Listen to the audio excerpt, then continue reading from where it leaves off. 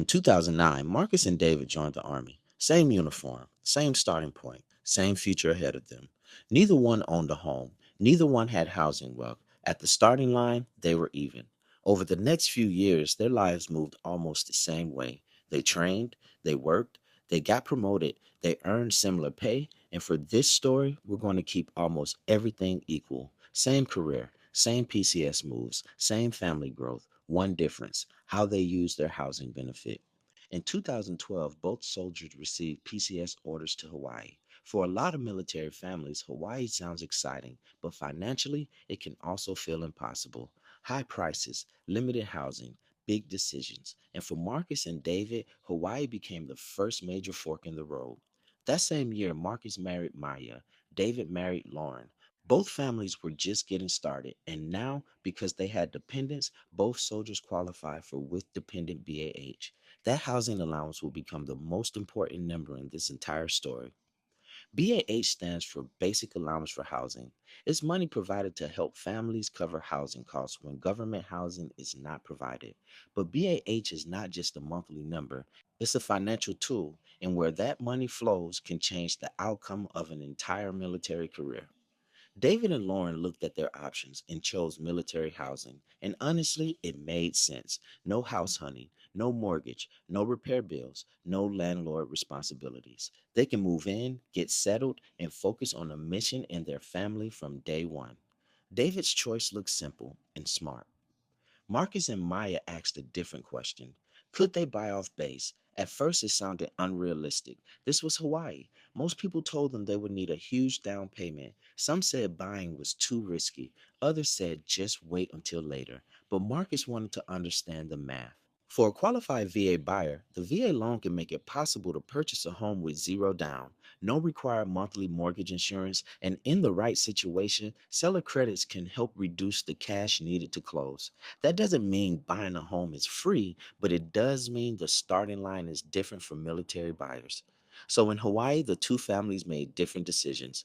David used military housing. His BAH helped provide a place for his family to live. Marcus used his VA loan and bought off base. His BAH helped support a mortgage, an asset he owned. Both families were housed, but only one family started building ownership. At the first checkpoint, David actually looked ahead. Marcus bought a $450,000 home with zero down. The seller helped with closing costs, but the VA funding fee was financed into the loan. So Marcus started with about negative $9,675 in housing wealth. David had zero housing wealth, but he also had no mortgage. In 2012, military housing looked easier. Ownership had only just started. For the next few years, both families built a life in Hawaii. Marcus and Maya lived off base, David and Lauren lived on base. Both had safe housing, both had stability, both had a place to bring family home to. At this point, nobody looked rich, nobody looked wrong. Life simply moved forward. In 2013, both families had their first child. Marcus and Maya welcomed Jordan. David and Lauren welcomed Ethan. Now, the decision was not just about a house, it was about family routines, commutes, childcare, stability, and trying to build a future while the Army could move them at any time. Most months looked normal: work, family, bills, groceries, diapers, but behind the scenes, something was happening inside Marcus's mortgage. Every payment slowly reduced part of the loan balance. Not a lot at first, but enough to start the process. The house was beginning to work. This is where equity matters. Equity is the difference between what a home is worth and what you still owed on it. So if a home is worth 500,000 and the loan balance is 400,000, the owner has 100,000 in equity. That equity can grow in two ways. The home value can increase and the loan balance can fall. The first engine is appreciation. If the home becomes worth more over time, equity grows. Marcus did not need to paint every wall or renovate every room for that to happen. Sometimes the market moves, sometimes the area grows, sometimes time itself does the work. Value goes up and ownership captures that increase. The second engine is principal paydown. Every mortgage payment includes interest and principal. That interest pays the lender. The principal reduces the debt. Early on, it feels slow, but over time, the loan balance keeps moving down. Value goes up, loan down, equity grows. In 2016, both families were growing. Marcus and Maya welcomed Nia. David and Lauren welcomed Emma. Now, both families had two children. More space mattered. More stability mattered. And then, like it does for so many military families, everything changed with another set of orders. The Army sent both families to Texas. For David, the process was straightforward: turn in the military housing keys, clear the house, move to the next duty station. For Marcus, the question was more complicated. What should they do with the Hawaii home? Sell it or keep it? This is where a lot of military families sell, not because selling is always wrong, but because keeping a house can feel stressful. Tenants, repairs, vacancy, property management, PCS pressure. It's a real decision. But Marcus looked at what had already happened. The Hawaii property had grown in value, the loan balance had dropped, and he decided to keep it. By the 2016 checkpoint, the first real gap appeared. Marcus's Hawaii property had about $68,007 in equity.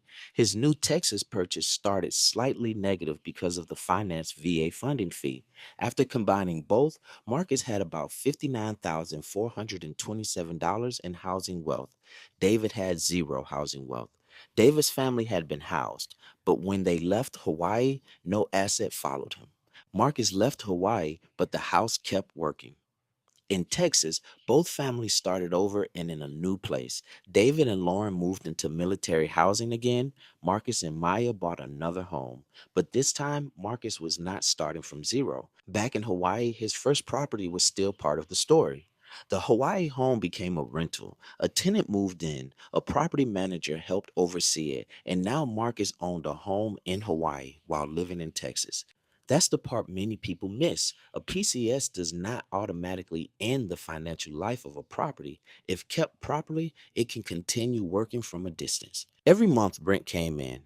The rent helped pay the mortgage. Part of the payment went to interest, part went to principal, which means the tenant was not just paying rent, the tenant was helping reduce Marcus's loan balance. That is one of the quiet powers of a rental property. But this isn't magic. Rental properties come with risk. Appliances break, tenants move, vacancies happen, repairs cost money. A property can create wealth and still create stress. Marcus did not avoid responsibility, he accepted it because he understood what the asset could become over time. Meanwhile, the Texas home began the same process. The family lived there, the mortgage balance started moving, the property had time to appreciate. Marcus now had two homes connected to one career. Hawaii was no longer just a memory, Texas was no longer just a duty station. Both were becoming part of a financial picture. David's path stayed simple, and that mattered. No tenant calls, no rental decisions, no property management, no repair invoices. Military housing gave his family convenience and predictability. That's why so many families choose it. But convenience and ownership are not the same thing. By the middle of the Texas years, Marcus had a different kind of financial life. He was living in Texas, but Hawaii was still moving in the background. The loan was shrinking, the value was growing, and the tenant was helping carry the property. Marcus did not leave Hawaii behind, he carried the asset forward.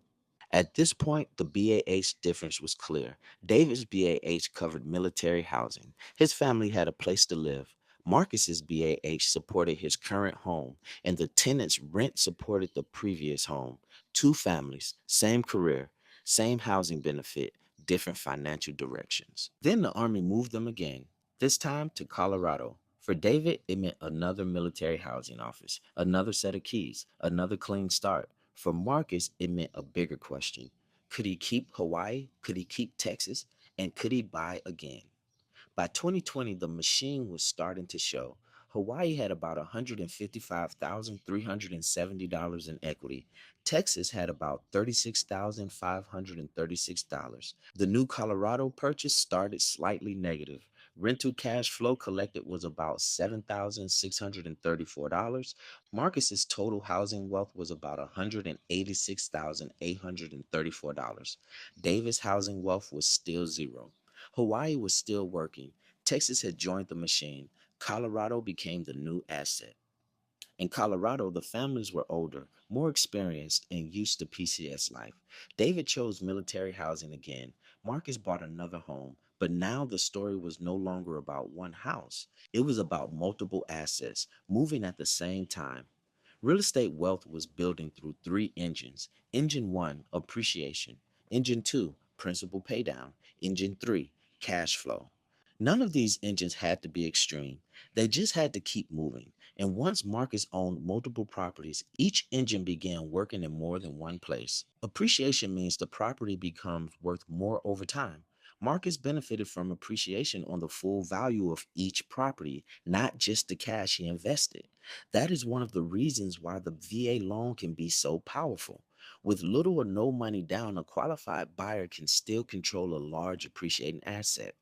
Principal paydown is the second engine. Every month, the loan balance gets a little smaller. On rental properties, tenants can help make that happen. So while Marcus was stationed in Colorado, the Hawaii and Texas loans were still moving down. The family had moved, the assets had not stopped. Cash flow is the third engine. It doesn't have to be huge to matter. Even modest positive cash flow can help cover reserves, repairs, and future costs. The real power is not just the monthly cash, it's that cash flow can help the property survive long enough for appreciation and loan paydown to keep working. This is where the math starts changing. One property growing is helpful. Two properties growing is stronger. Three properties growing at the same time is different. Hawaii value up. Texas loan down. Colorado beginning its cycle. This is no longer addition, this is multiplication over time. David's family was still doing well. They had stable housing, the kids had a safe place to sleep. Lauren did not have to worry about tenants or repair calls. Their decision still made sense emotionally. But financially, nothing was compounding. Military housing gave them shelter, it did not give them ownership. Every time David PCS'd, the housing chapter closed. Hawaii closed. Texas closed. Colorado would eventually close too. The family moved forward, but no property moved forward with them. That is the difference. Marcus's previous home stayed on the financial scoreboard. David's previous housing disappeared from it. Then came the next set of orders. North Carolina. By now, the pattern was clear. David was signed into military housing. Marcus would decide whether to keep what he owned and buy again. The decision was familiar, but the financial gap was no longer small. By 2024, Marcus had about $253,713 in Hawaii equity. $87,283 in Texas equity, $57,891 in Colorado equity, and the new North Carolina purchase started slightly negative. Rental cash collected was about $21,314. Total housing wealth was about $407,331. David, zero housing wealth. The gap was no longer about one smart purchase. It was about multiple assets moving at the same time. In North Carolina, Marcus and Maya bought their fourth home. David and Lauren moved into military housing again. By now, both families were experienced. They knew how to PCS. They knew how to build routines. But Marcus had something David did not have, a chain of properties working behind him. Hawaii was working. Texas was working. Colorado was working. North Carolina had just started. Four properties, four loan balances, four values changing over time. That is the portfolio effect. Marcus was not relying on one house to do everything. He had multiple assets moving at once. Compounding does not always look dramatic while it's happening. It often looks like normal life, school drop offs, homework, family dinners, military ceremonies, another year passing. But while life moved forward, the properties kept moving too. Values rose, loans fell, equity grew. The kids were not babies anymore. Jordan, Nia, Ethan, Emma, they were all growing up. They had lived the military life, new schools, new homes, new friends, new routines. And while both families experienced the same journey, only one family had ownership growing in the background. This is one of the most important lessons. Marcus did not need another brilliant decision. He did not need to predict the stock market. He did not need to start a business. He had already built the structure. Now, time was doing the heavy lifting. David's path was still providing value. His family was housed. They had predictability. They had convenience. They had fewer housing responsibilities during each PCS. That matters. But when retirement gets closer, the question changes. Not just where will we live this year, but what have our housing decisions created? On a line graph, the difference starts slowly. In 2012, Marcus was actually behind. By 2016, the gap appeared. By 2020, it widened. By 2024, it became hard to ignore. And by the quiet years after that, the curve started bending faster. That is what time does to assets. Remember the Hawaii house? It's still working. Remember the Texas house? It joined the machine. Remember Colorado? It's now part of the portfolio. And North Carolina was the newest piece. Marcus was not just restarting every PCS, he was stacking decisions. By 2029, both soldiers were approaching retirement. Same Army career, same number of years, same PCS path. Both families had been housed the entire time, but the financial scoreboard looked completely different. Because one path created housing, the other path created housing and ownership. Before the final reveal, look at the structure. David had military housing. Marcus had four property cards, four assets, four histories, four sets of equity, and years of rental cash flow behind him.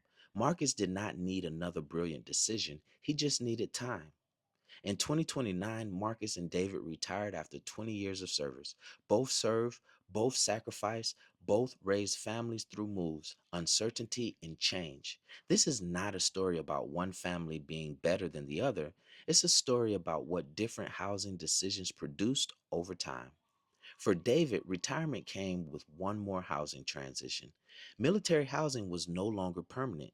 The family had to move again, find civilian housing, decide whether to rent or buy, and enter the market after 20 years of housing payments that created no ownership. Marcus had a different set of questions. Should they keep the rentals, sell one, move into one, use cash flow, hold for rental income? He still had decisions to make. Ownership does not eliminate responsibility, but it creates options, and options are one of the most valuable financial assets a family can have. Go back to the first house, Hawaii, the home Marcus bought in 2012. By retirement, that one early decision had been working for about 17 years. The property had appreciated, the loan had been paid down, and the equity had grown to about $394,359. One decision, years of motion. Then Texas, the second home, bought after the first PCS, kept for the next move. Over time, it added about $159,797 in equity. Not because Marcus guessed perfectly, not because every month was easy, but because the asset had time to work. Then Colorado, the third home. By retirement, it had built about $157,152 in equity. That number came from the same engines: appreciation, principal paydown, time. The same lesson kept repeating: value up, loan down, equity grows. And finally, North Carolina, the newest property. Even with less time, it still added about $57,697 in equity by retirement. That's the point. Every property did not have to become a home one. Each one simply had to contribute, and together they changed the outcome. Here's the final breakdown. Hawaii equity, about $394,359. Texas equity, about $159,797. Colorado equity, about $157,152. North Carolina equity, about $57,697. Rental cash flow collected, about $50,541. Total housing wealth, about $819,547. Rounded simply, Marcus finished about $820,000 ahead. David's final dashboard looked different. Military housing provided shelter, it provided stability, it helped his family through each duty station, but it did not create property equity. No rental income, no appreciation captured, no mortgage pay down, no housing asset at retirement. David's housing wealth from military housing was zero. The lesson is not that military housing is bad, and it is not that every military family should buy. The lesson is that every housing decision has a long term financial result. David used BAH to be housed. Marcus used BAH to be a owner. That difference compounded for 20 years. So the real question is not just should I buy? The real question is what happens if I never own? So remember, BAH does not have to mean basic allowance for housing. When used the right way, BAH can mean buy a house because the difference is not just where your family lives during your military career. The real difference is, does your housing money disappear every month or does it start building options for your future? I'm Antoine Hill, and this is Ask Antwaun. And if you found this helpful, go ahead and like this video, subscribe, and follow for more military real estate education. I'll see you on the next one.